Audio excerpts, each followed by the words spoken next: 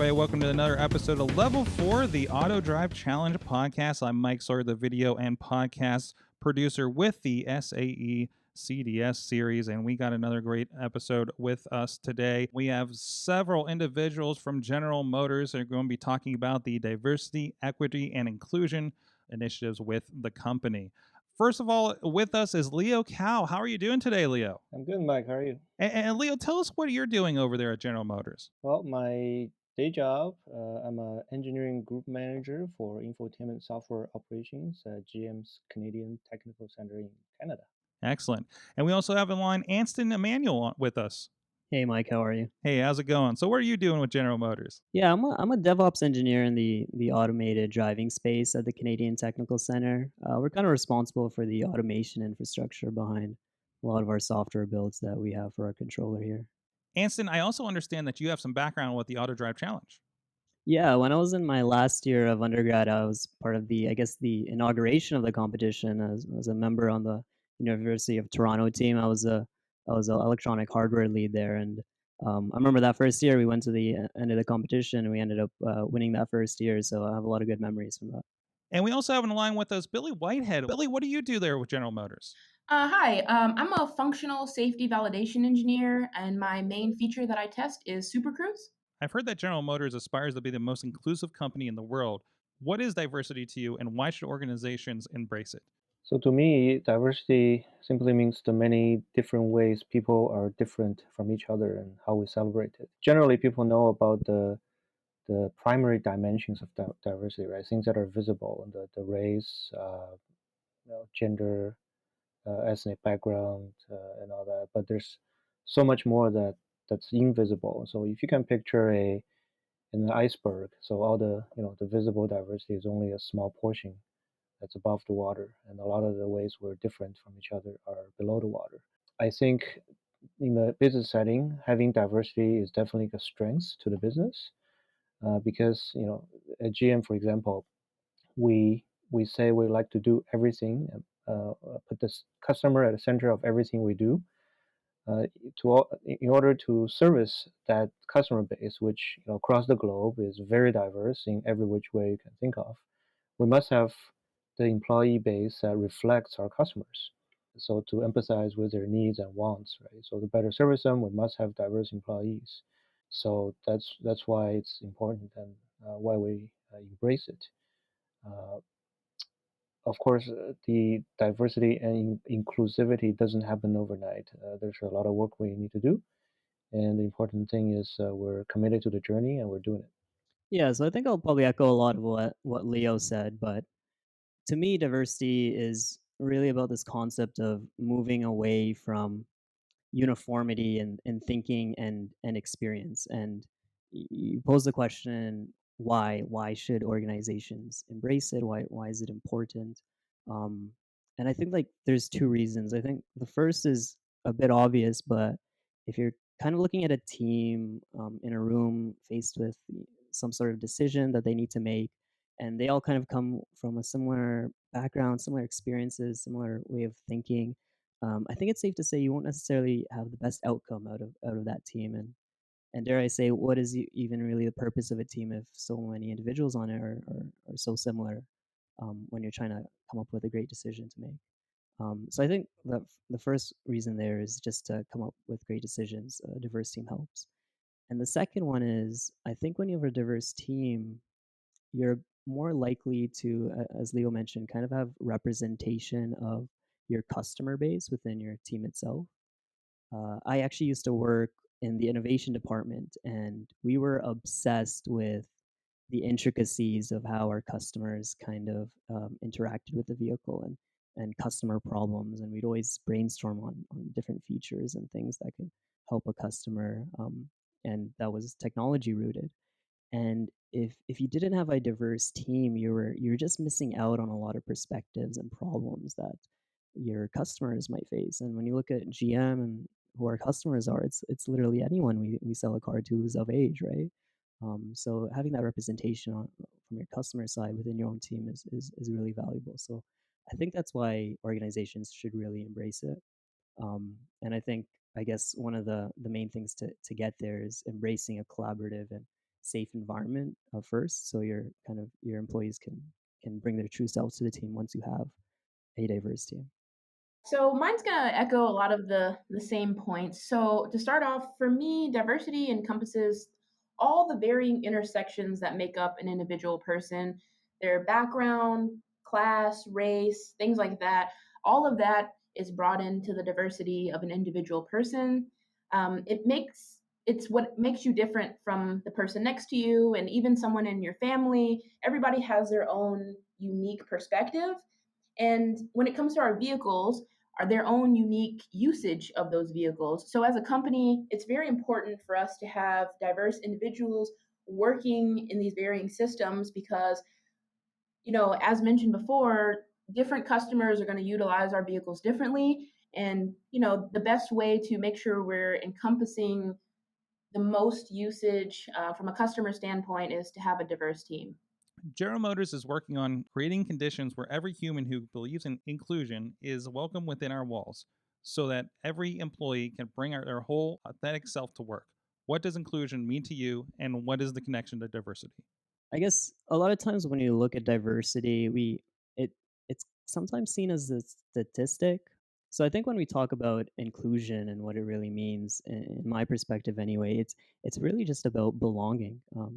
Almost like that feel when you walk into your own home of that sense of belonging and seeing people you know. I think there's a similar sense that you can should or companies or organizations should strive for when employees step into the workplace, which is kind of like their second home, and it's that feeling of belonging. And there's a lot of different ways to achieve a sense of inclusion in a workplace. And I think in that specific context, mentorship for new employees, celebrating and respecting cultures, helping people succeed in their career because you care about them helps create an inclusive environment.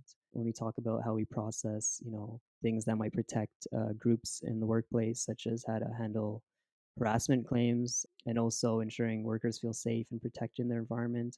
I think these are all things that help build an inclusive environment. And I think it's kind of a prerequisite before you see a lot of the advantages you would see in a diverse team is having those kind of things and those frameworks in place to build an inclusive environment.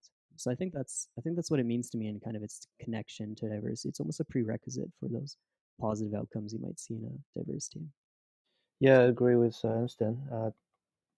I think inclusion means, the diversity is not only recognized a fact of life, but also embraced as a something that's really positive for the organization. Right? Not simply, where you read on a job posting where it says we don't discriminate against, so and so, but really we really welcome, we really invite, people from the diverse group to apply because they will add value to the organization. And to do that, we need to have an organization that's a transparent workplace. It's a safe environment, and everyone feels respected and free from fear. So my answer is pretty similar. So for me, inclusion basically means everyone has a seat at the table at varying levels, from executives to technicians in the garage, all throughout the company. You can see representation of all sorts. And not only that, just being a diverse company, it means celebrating those diverse individuals, celebrating everything that makes up that individual. And if I feel celebrated and comfortable at work, I'm able to bring my best self to work and put my best foot forward. So really, the inclusion means celebrating those differences that are within each individual. So, of course, General Motors is such a large company, a corporate structure, and everything. Are there barriers within GM that limit the company's ability to recognize the broad range of diversity that already exists? I think the main thing that kind of limits our ability to identify diversity where it already is where we kind of think of diversity with a very limited scope. A lot of times you might see, blanket surveys that might speak just about, the gender demographics or what ethnicity you're from. But I think when we think about in that limited scope, we think about maybe almost only a small part of what makes us kind of contributes to us as a person. Um, and miss areas where we're also diverse in, potentially when you look at it as a from a team perspective. So there's a lot of different ways we're different. I think when we talk about bringing in diverse teams and people from diverse backgrounds, we're talking about what colleges we're hiring from at GM.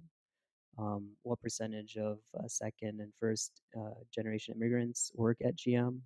What are the educational requirements we mandate, right? We're a lot of times you see in GM, we're even moving away from mandating and necessarily, for an engineering position, an engineering undergraduate degree, right? Moving more towards skill-based analysis of our candidates than education requirements. Also generational representation, and also, as we move towards being a more tech-centered company and a lot more capabilities in software, hiring outside of the automotive industry really builds diverse teams for us as well. So I think when we move away from thinking of diversity in its limited scope, we kind of overcome those barriers.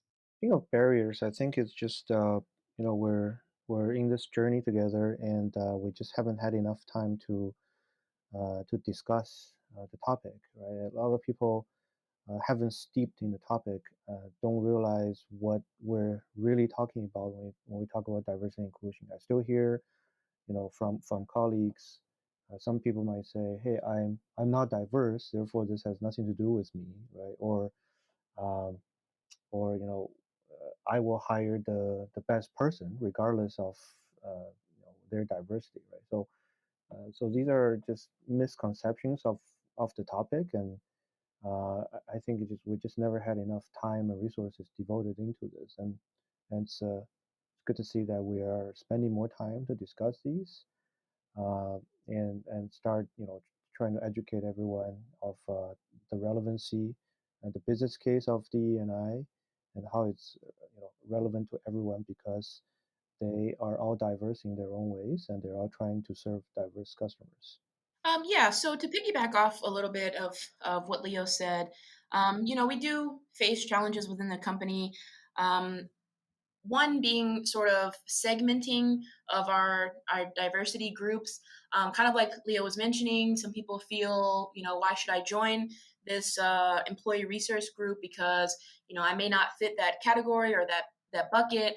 But it's just the education portion of getting everyone to understand. It's celebrating the differences of fellow employees, embracing them, their culture, whatever makes them different.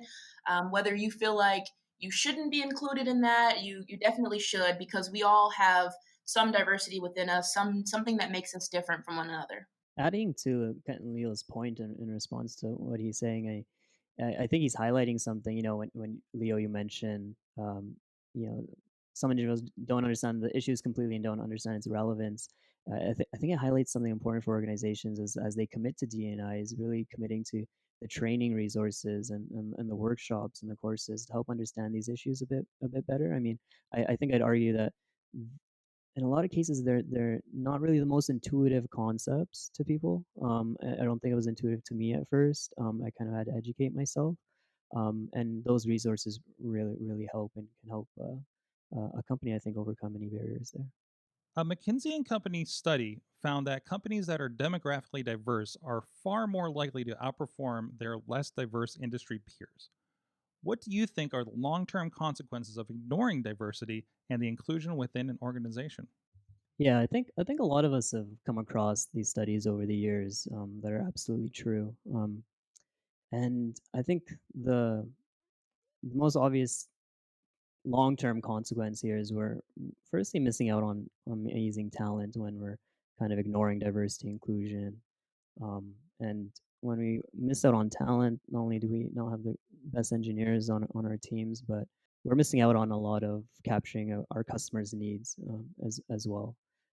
So I think that's the main one, the kind of business advantages you're losing there.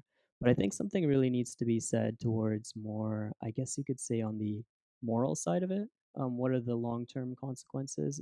And I think it becomes an existential question, because if you're not really addressing diversity and inclusion in your organization, I think you almost need to kind of look in the mirror and understand why you're operating as a business, right? I don't think we're just here to just sell vehicles. We're here to solve people's problems, and we're here to help fundamentally.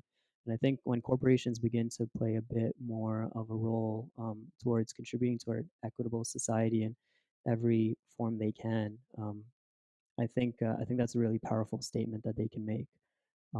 So I think I think it just becomes a very existential question if you're not addressing these problems down the road. And I'd argue you might find difficulties becoming a fully inclusive companies if a fully inclusive company if you're just going after diversity inclusion for its business advantages.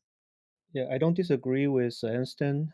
It's important to be a corporate citizen. However, for business leaders, you really need to be very specific in talking about the business case, right? We can do the generalization of okay, diverse organizations perform better, and everyone heard that, but maybe people are still not convinced. So you kind of have to, depending on your audience, you're going to be very, very specific to them, right? So if you talk to an engineer, you can talk about why having a diverse team will actually, develop better products that cater to the needs and wants of diverse customers. If you talk to a marketing person, you might want to talk about, having a diverse sales and marketing force can better sell, better market customers to everyone. So there are very specific business case examples to talk about, and in addition to having the generalization, in addition to talk about the corporate citizenship. Yeah. So for me, I see a potential lack in innovation. So a company could become stagnant in their pursuit of innovation without varying voices, ideas, talents, backgrounds, things of that nature. If a majority of a team or a company have similar backgrounds or experiences, there's not much room for growth, new opportunities, things of that nature. So for me, taking a slightly different perspective on an innovation side, I think that a company could become very stagnant to evolve. I also think when we kind of take the lead and begin embracing diversity early on, uh, GM specifically can kind of set itself up as being a leader for other industries and with maybe innovative policies or frameworks regarding diversity, equity, inclusion, and kind of set up frameworks for other organizations to implement in their own companies. So the ability to kind of take on a leadership position in here is a missed opportunity if we choose to ignore it. GM has many employee resources groups across the company, including a women's council, Asian connections, and a military resource group, among others. How important is communication with all the employees when building a case for developing a formal workplace diversity and inclusion program? Yeah, I can definitely speak to situations where I've kind of been out of the loop on things that are going on in the company that I'd love to contribute my energy to and my thoughts. So I think when we're not maybe reaching out to all the employees, especially when we're talking about a diversity and inclusion program, I think you're missing out on a lot of people who'd like to contribute to that program and along with their ideas and their energy to make that program successful. Um, and yeah, I think that's the main thing we're missing out if we don't reach out to everyone. Yeah, I spoke about convincing everyone with the business case earlier. So a frequent and effective communication is vital. I like to compare diversity and inclusion program with our safety program. Right? In GM, we take safety very seriously. We call it our number one overriding priority. There's dedicated resources, budgets, people, organization, processes, you name it, devoted into safety, and it's very effective. And we will build a safety culture for employees and for customers. I like to see similar efforts devoted to D&I front because it takes that much effort, that much resources to formalize and develop a culture around one specific topic. That's a really interesting parallel to safety, Leo, because I know there's also a lot of conversations on at GM at least. How do we integrate diversity, equity, inclusion in our everyday work? Because sometimes it can kind of feel at times maybe it's just being a flavor of the month kind of thing. Um, so it's interesting drawing it to safety. How we've begun to integrate that in our everyday work. How we can do that with diversity and inclusion. We actually already started some of it, right? Like at the beginning of every meeting, we used to do a safety message. And now we're saying, hey, let's do either a safety message or a diversity message or both. Yeah, I agree with you there, Leo. In my team specifically, every time we have a team meeting every Monday morning, that's how our manager starts things off with a safety message and then a diversity and inclusion message where she either presents something to us or she lets different individuals on the team present something from their background or what they have going on from a diverse perspective, so that we're communicating as a team and we feel bonded to learn about each other. Um, for me, I think that if we're not including employees from varying levels and varying backgrounds, are we truly being inclusive when we're making these decisions? If the same few people are making the decisions for the masses, we're only getting their few thoughts, ideas, feedback, things of that nature. So, in order for us to truly be inclusive, we have to include all of the diverse ideas and feedback, questions, all of that sort of thing from varying employees throughout the company, no matter their position. How best should GM's leaders respond to employee feedback on how diversity and inclusion initiatives really impact them? Yeah, I think this question speaks back to something I mentioned earlier in the podcast.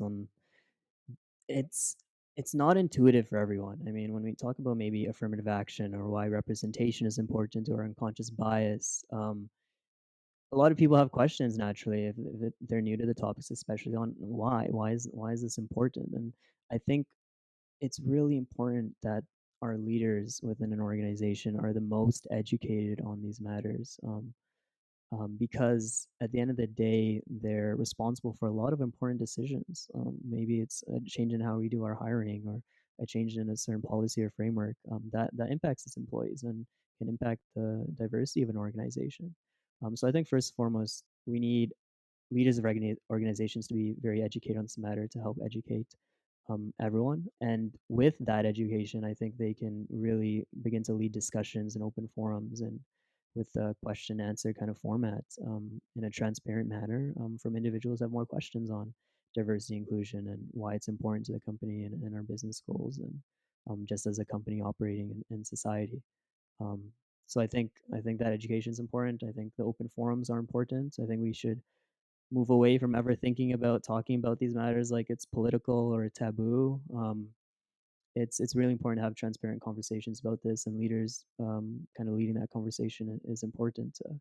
I know from some of my involvement in inclusion committee at GM, we host something called Courageous Conversations, where anyone can come in and kind of ask questions about different policies or unconscious bias, and then we have sharing sessions where people speak about their experiences and just seeing the growth through different individuals through just a conversation session and some of the feedback they give, people learn really quickly and they begin to kind of understand issues and how important they are a bit more. So having transparent conversations and leaders leading that, I think, is really important.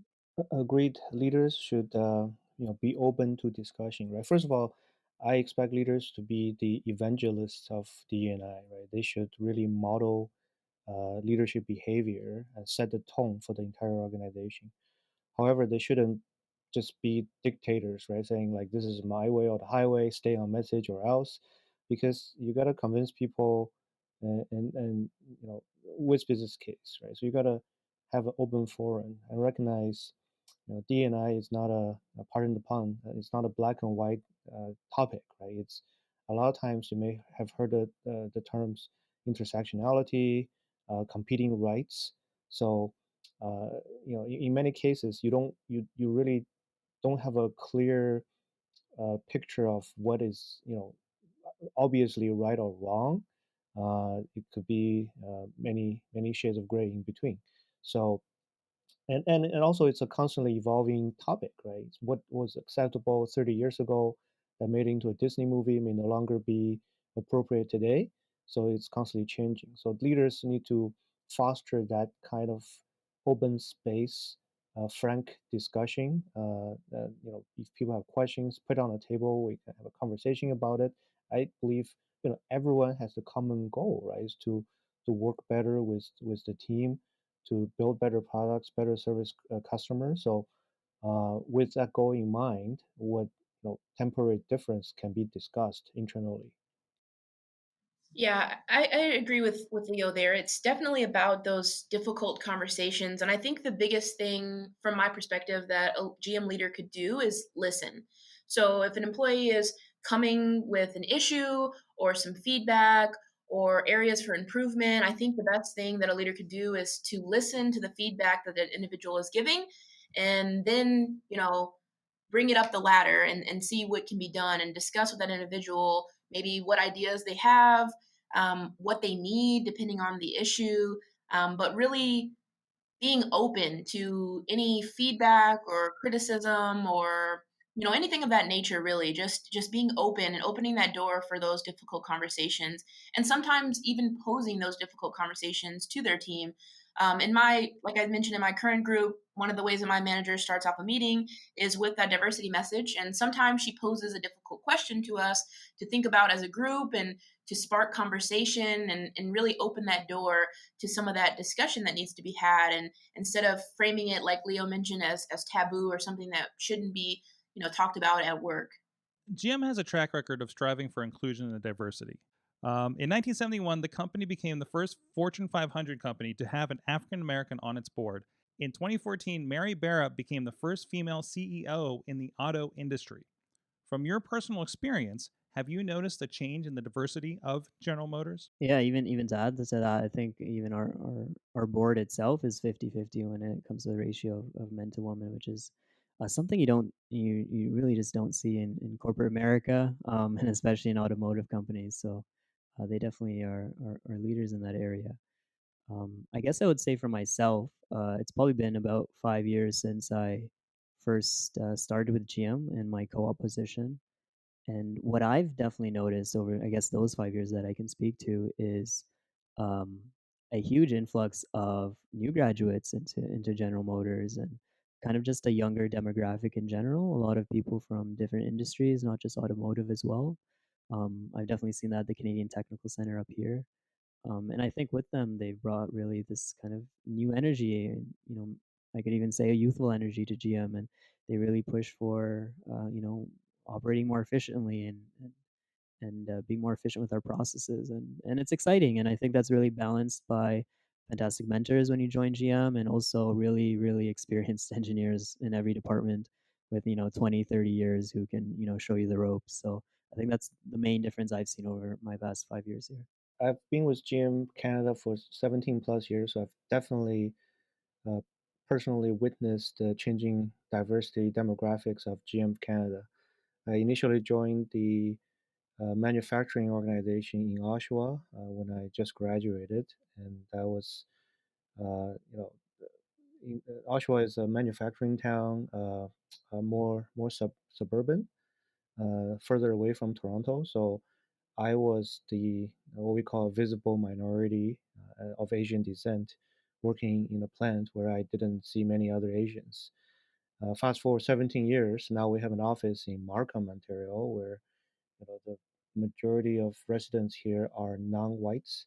So many of the employees are Asians, Indians, Chinese, Iranian, from all over the world ethnically. So we come to a point where when we have to do a survey of who is the visible minority, everyone gets confused. Like, okay, so who is the visible majority here? And when my wife and I visit certain places in Markham, when we see it comes to a point where we see white people, we go, oh, this community is diverse. So that's very interesting. So I've only been with GM for a little over 3 years now, but one of the things that really drew me to GM and that I noticed once I onboarded is just as Anson mentioned, like the large majority of young individuals joining the company. I joined with many other young engineers, and actually, my current group is made up of about 90% of engineers with 4 years or less experience here at GM.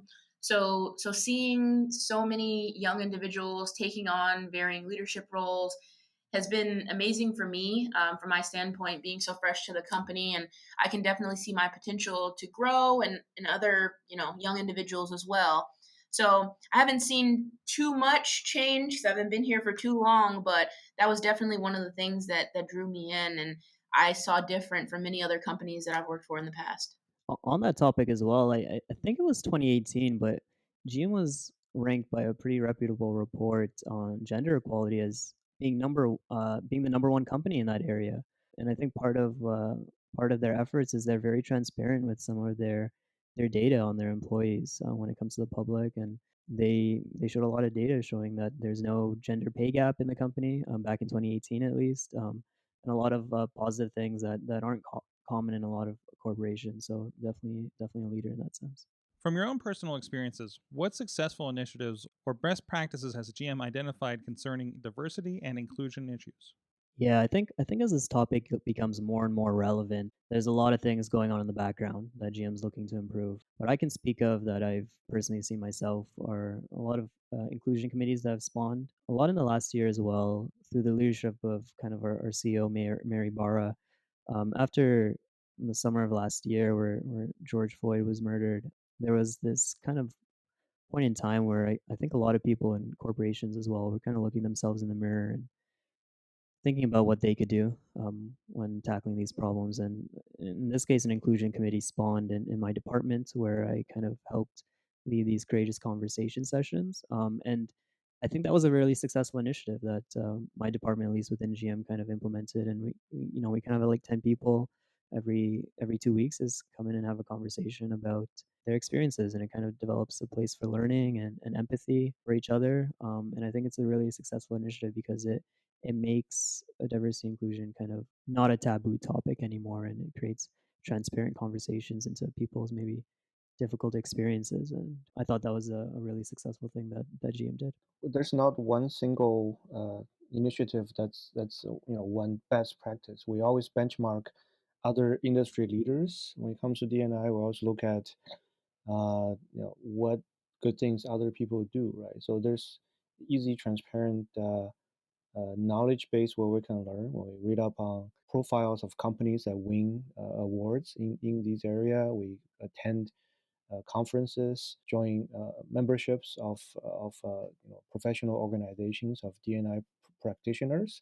So we share all the best practices. So we talk about things like leadership support. We talk about employee resource groups, surveys, benchmarking, setting targets, et cetera, et cetera. Right. So it's not one single thing. It's all of the above. So for me, in my personal experience, as I mentioned before, the inclusion of the diversity message at the beginning of every team meeting that we have on a weekly basis, my manager is really taken seriously and has a new topic for us to discuss every week. That's one area that I personally am experiencing some of the best practices. And another, I'm a part of another employee research group, GM Plus, and recently there's been the introduction or rollout of individuals being able to display their pronouns in their email signature and in some other areas within GM to make those things visible. It's completely optional, but it's very nice to see that is an option within the company, and it helps individuals to be seen and feel represented and be able to bring their whole self to work. So those are two areas where I'm personally seeing successful initiatives taking place. And of course, we just mentioned about GM's board of directors is made up of 55% women. In your opinion, how does the composition of GM's board and management team reflect the community you serve? So we always hear the vehicle purchasing decisions are made mostly by women, right? More than 50% time it's by the female member of the family that ultimately decide what vehicles to buy. So having the board of directors reflect that customer base is definitely advantageous, I think. And GM has led uh, the industry. I think all of the big companies in terms of having more than half of our board members as female. So I believe that translates to competitive advantage. Not just that, we have many officers, high-ranking executives that are actually managers of all ranks that are visible, diversity in very different dimensions. But of course, we're just talking about the visible diversity here. There's tons of other ways they differ from each other and again reflect the customer base. Yeah, so to sort of piggyback off of what Leo said, I've seen that my individual work group really reflects our community that we serve, because our team is made up of so many diverse individuals. And for me, a new experience that I've had since joining GM, I have my first woman manager, which has been a little sparse in the world of engineering, from varying companies that I've been a part of, and it's really great to experience, and it's a really great thing to be a part of. So seeing that sort of trickle down to even my level of a functional safety engineer, having my manager be a woman, someone that I can talk to and feel comfortable in such usually a male dominated field. I'm definitely seeing at GM. And that's actually one of the things that drew me to choosing GM in my final decisions out of college was the fact that, a lot of our CEO and a lot of our chair people and board members were women. It really just drew me in because there's great talent across many other companies and great executive boards and things of that nature, but to really see myself represented is important to me, and it makes me feel happy and included and able to do my best work when I come to work every day. I think something to maybe add here is that it's we spoke earlier about why diversity is so important just from from a decision perspective, just optimizing the decisions of a team and getting optimal outcomes. GM might be the exception to this, especially with a CEO who's a woman, but it seems to say a lot of times in corporations, as you go up the ladder of an organization, it tends to become almost less diverse. The statistics behind the amount of CEOs in corporate America who are women kind of speak to that, but it really highlights kind of this problem where as you go up, you have less diverse teams, but leaders are responsible for such important decisions as well. And when we're talking about optimizing those decisions, you're looking for diverse teams. So I think this conversation really highlights the importance of having diverse board and management teams as well. How do you think we value all forms of diversity and inclusion in the current global climate? I guess with in the Canadian climate, I do see a bit more focus and intention on racial and gender diversity, specifically in those two areas. I'd say it's not always seen in a positive light when there are initiatives maybe put forth by the country. I think globally, in my perspective, anyways, you consistently do see a lot of disregard in the news for diversity inclusion and a lot of unfortunate events. That's kind of how I see it myself. Yeah, so we in Canada has been sheltered, traditionally because of our geography and history and politics. Over the years, we're sort of known as the more mellow country, right? A little more harmonious. Sometimes when we look across the border to the south, we sometimes say, hey, we don't seem to have as much acute racial conflicts as in the U.S. does sometimes. But I think the recent events from Me Too to George Floyd to the more recent anti-Asian hate issues kind of highlighted that these things can really affect everyone and everywhere. We're not immune from that. So it's the silver lining is it kind of sparked the conversation and let people think about yeah, maybe we need to think about it, talk about it, and focus more on it. So we try to talk about the business case and we try to embrace in-depth and tough conversation at every opportunity. What does it mean to have Telva Magruder take on the challenge for General Motors to make D&I a priority? In the summer of last year, Telva Magruder was appointed the Chief Diversity, Equity, and Inclusion Officer at GM, formalizing the role within the company for someone to take the lead on tackling these issues. So yeah, I'm really excited to have Telva. I've seen a lot of her communications that she sent out of the company so far in the past year, and they're really good. I mean, I agree with everything she's saying, and I think she's doing a great job so far. I do think she has a very significant challenge ahead of her to kind of authentically integrate diversity inclusion priorities into our everyday work. And I think there are a lot of kind of towards becoming a fully equitable company. I think there are a lot of innovative kind of policies and frameworks that we need that we haven't really seen elsewhere in other companies to ensure we're hearing everyone's opinions in every work setting at GM, and also we're hiring really well and we're making diversity a priority there as well. So I know she's working on a ton of things, and I'm excited to see what the future holds. Yeah, so I'm very thrilled. Tava is with us. Her role is a newly created role, and it's an elevated role to lead the global efforts for DE&I at General Motors. She's got the visibility and the exposure to all the senior leaders. She's being invited to all the business all hands-on meetings to talk about DE&I, and this shows how committed GM are to this topic as a company. We're putting resources and leadership into this area. Yeah, I feel like it's wonderful as well that we have someone in place whose main role is to drive GM's DE&I. I don't think that it's really something that can be taken on as like a quote unquote side job, or something that we're slowly working towards. I think it needs to have dedicated resources and a dedicated point person, and to have her in place, I think, is a significant stride forward for GM in our DE&I world. And finally, when Mary Barra says that GM aspires to be the most inclusive company in the world, what does this mean to you personally as a team player at GM?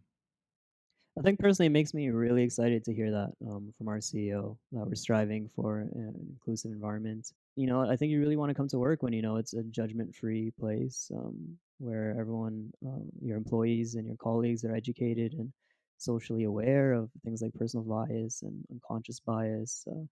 Where we've developed together, a higher level of empathy amongst our teams, and where we have new policies that are governing a safe work environment and that encourages transparent conversation, and more dialogue and more collaboration. So I think these are all the things that would happen if we become the most inclusive company in the world, and I'm excited for the journey.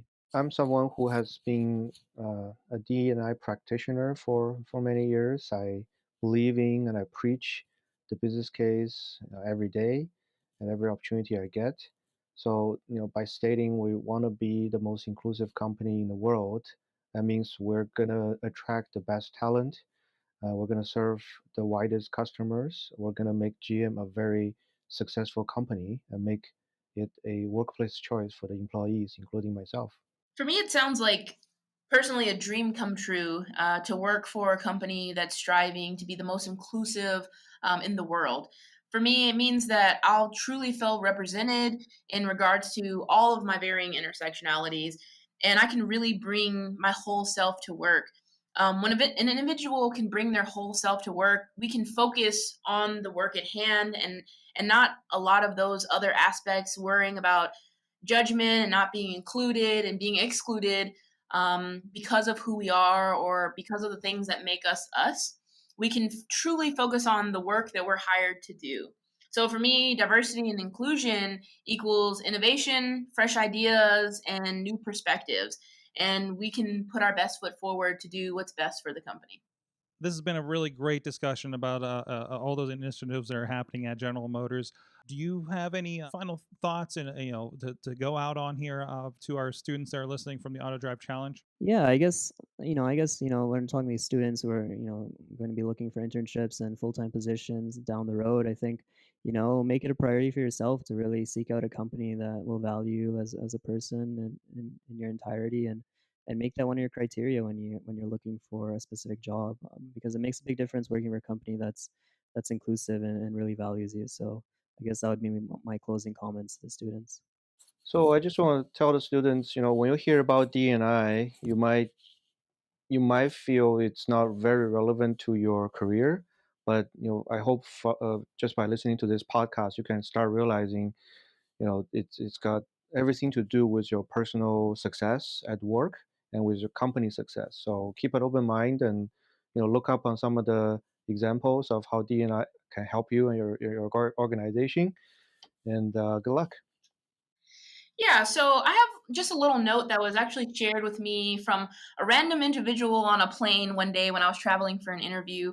And that's even if a company is striving for diversity and hiring from a diverse pool of talent, you're not being hired just because you're a statistic or fit a certain demographic box. You absolutely meet the criteria or she wouldn't be considered. So don't let that cloud your judgment when you're looking to make final decisions on where to work or intern or things like that. You're not just a number. And having this diversity and having a company look at you for your diverse background or different perspectives that you can bring is really an asset to the company. So hold on to that and see that as a powerful tool that you can use when deciding between companies. I can say personally, I haven't had a lot of great conversations with representatives from General Motors over the last couple of years.